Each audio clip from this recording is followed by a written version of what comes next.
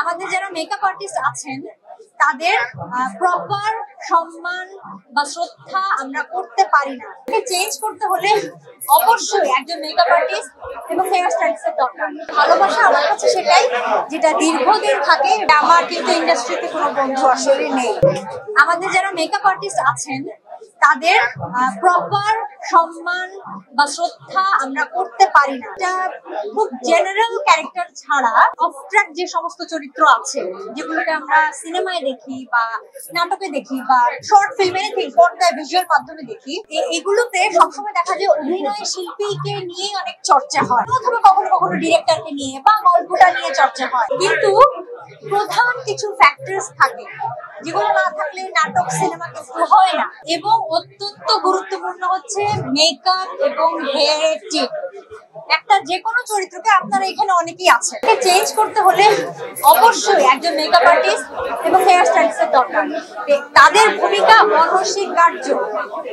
যে কোনো দেশের ফিল্ম ইন্ডাস্ট্রিতে মেকআপ আর্টিস্ট কিন্তু প্রচন্ড ভাবে গুরুত্বপূর্ণ ভূমিকা পালন করে এবং ভীষণভাবে শ্রদ্ধা করা হয় তাদেরকে। আমাদের দেশে কেন যেন একটু কম হয়। প্রথম মেকআপ করেছিল আমার জসিম এখন ইউএসএ তে থাকে। আজকে ভীষণ মিস করছি জসিমকে।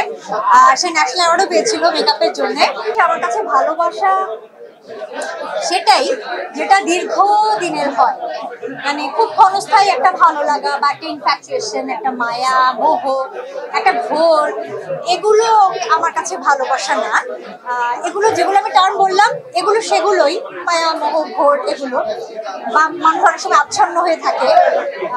কিন্তু ভালোবাসা আমার কাছে সেটাই যেটা দীর্ঘদিন থাকে এবং সেটাই যেটা আমাকে আমার মতো করে দেখবে, দেখতে পছন্দ করবে, আমাকে আমার মতো করে মেনে নিবে। এটাই আমার কাছে ভালোবাসা। আমার কিন্তু ইন্ডাস্ট্রিতে কোনো বন্ধু আসলে নেই। এখন বন্ধু মানে কি? বন্ধু মানে হচ্ছে আমার বিপদে, আমার প্রয়োজনে রাত ৩টার সময় যাকে আমি পাশে পাবো, যে নিঃস্বার্থভাবে ছুটে চলে আসবে যেটুকু সময় দরকার, রাত ৩টা বাজে, কোনো এক্সকিউজ দিবে না। এটাই আসলে আমার কাছে বন্ধু। এবং একইভাবে আমিও তার জন্য করতে পারবো, আমাকেও তো করতে পারতে হবে।